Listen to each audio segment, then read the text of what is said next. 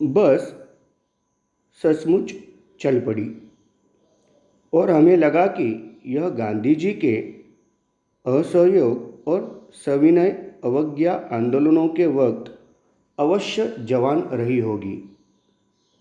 उसे ट्रेनिंग मिल चुकी थी। हर हिस्सा दूसरे से असहयोग करता था। पूरी बस सविनय अवज्ञा आंदोलन के दौर से गुजर रही थी। सीट का बॉडी से असहयोग चल रहा था। कभी लगता सीट बॉडी को छोड़कर आगे निकल गई है, कभी लगता था कि सीट को छोड़कर बॉडी आगे भागी जा रही है। 8-10 मील चलने पर सारे भेदभाव मिट गए। यह समझ में नहीं आता था कि सीट पर हम बैठे हैं या सीट हम पर बैठी है। एकाएक बस रुक गई। मालूम हुआ कि पेट्रोल की टंकी में छेद हो गया। ड्राइवर ने बाल्टी में पेट्रोल निकालकर बगल में रखा और नली डालकर इंजन में भेजने लगा। अब मैं उम्मीद कर रहा था कि थोड़ी देर बाद बस कंपनी के हिस्सेदार इंजन को निकालकर गोद में रख लेंगे और उसे नली से पेट्रोल पिलाएंगे, जैसे माँ बच्चे के मुंह में दूध की शीशी लगाती हैं। तो देखो, इस परिच्छेद में यात्रा का वर्णन आगे बढ़ाते हुए वो कहते हैं कि बस सचमुच चल पड़ी। जिस बस को देखकर उन्हें आश्चर्य हो रहा था कि वो चलेगी या नहीं चलेगी, लेकिन वो बस सचमुच चल पड़ी। और जैसे ही उस बस को देखा तो उन्हें लगा कि यह बस जो है वो गांधी जी के असहयोग और सविनय अवज्ञा आंदोलन के वक्त अवश्य जवान रही होगी। मतलब यह बस इतनी पुरानी थी कि गांधी जी ने जब असहयोग और सविनय अवज्ञा आंदोलन चलाया था तो शायद उस वक्त यह बस जो है निश्चित रूप से जवान रही होगी। गांधी जी जो हैं उन्होंने असहयोग आंदोलन चालू किया था। असहयोग का मतलब होता है, सहयोग का मतलब होता है सहायता। असहयोग सहायता नहीं करना।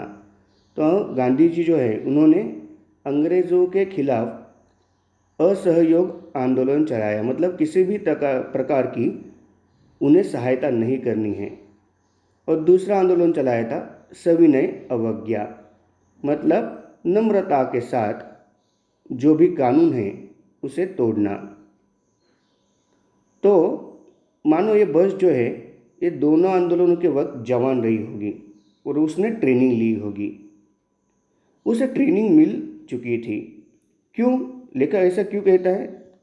इसलिए क्योंकि गाड़ी का हर हिस्सा जो है एक दूसरे से असहयोग कर रहा था। मतलब गाड़ी के जो हिस्से होते हैं, पार्ट्स जो होते हैं, वो मानो ऐसे थे कि एक हिस्सा दूसरे से असहयोग कर रहा है, दूसरा और दूसरे किसी हिस्से से असहयोग कर रहा है। मतलब उस गाड़ी के जो पार्ट जो है उसमें कोई कोऑर्डिनेशन नहीं था। पूरी बस सविनय अवज्ञा आंदोलन के दौर से गुजर रही थी कि मानो बस जो है नम्रतापूर्वक विनय के साथ अवज्ञा आंदोलन के दौर से गुजर रही थी। सीट का बॉडी से असहयोग चल रहा था। जो गाड़ी के बॉडी जो है उस पर जो सीट बिठाए हुए थे उसका उसके साथ असहयोग चल रहा था। क्यों? कभी लगता कि सीट बॉडी को छोड़कर आगे निकल गई और कभी लगता कि सीट को छोड़कर बॉडी आगे भागे जा रही है। मतलब जब कोई भी कभी गाड़ी का ड्राइवर जो है वो ब्रेक लगाता था तो सीट आगे जाती थी, कोई चढ़ान आ गई तो सीट पीछे आती थी। तो इस तरह बॉडी आगे, कभी सीट पीछे, कभी सीट आगे तो बॉडी पीछे, इस तरह से गाड़ी में पूरे हड़बड़ी चल रही थी। 8-10 मील चलने पर सारे भेदभाव मिट गए। 8-10 मील चलने के बाद जो भेदभाव थे वो सारे मिट गए। यह समझ में नहीं आ रहा था कि सीट पर हम बैठे हैं या सीट हम पर बैठी है।